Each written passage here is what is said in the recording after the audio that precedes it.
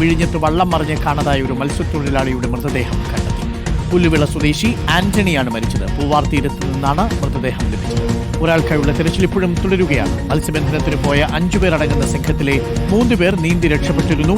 ഗോപാൽ ശീലാസനുണ്ട്. ഗോപാൽ, നിർഭാഗ്യകരമായ ഒരു വാർത്ത നമുക്ക് പ്രേക്ഷകരെ അറിയിക്കേണ്ടി വരുന്നു. ആ 2 പേരിൽ ഒരാളുടെ മൃതദേഹം ഇപ്പോൾ കിട്ടിയതായിട്ടാണ് നമുക്കറിയാൻ കഴിയുന്നത്. എന്താണ് കൂടുതൽ വിവരങ്ങൾ? ഡോക്ടർ അരുൺ, രാവിലെ കാണാതായ 2 പേരിൽ ഒരാളുടെ മൃതദേഹം ഇപ്പോൾ ലഭിച്ചിരിക്കുന്നു. പൂവാർ തീരപ്രദേശത്ത് നിന്നാണ് ആ മൃതദേഹം നമുക്ക് ലഭിച്ചതായിട്ടുള്ള വിവരം കിട്ടിയിരിക്കുന്നത്.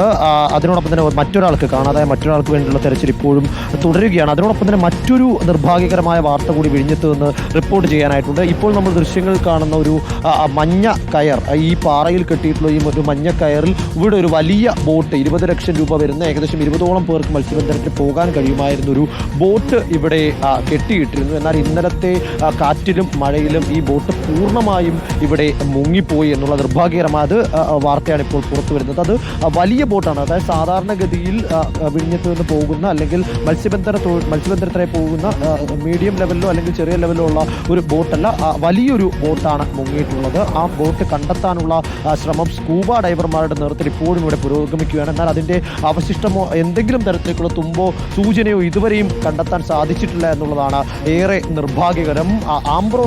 വിഴിഞ്ഞത്തുള്ള ആംബ്രോസ് എന്ന വ്യക്തിയുടെ ബോട്ടാണ് കാണാതായിട്ടുള്ളത്. അദ്ദേഹം ഇവിടെ ഉണ്ട്. നമുക്ക് അദ്ദേഹത്തിൻ്റെ പ്രതികരണത്തിലേക്കൊന്ന് പോകാം എന്ന് തോന്നുന്നു.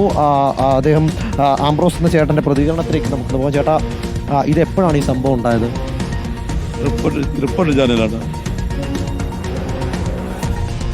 ഓക്കെ, പ്രതികരണം എടുക്കൂ. ഇപ്പോൾ നിർഭാഗ്യകരമായ സംഭവമാണ്.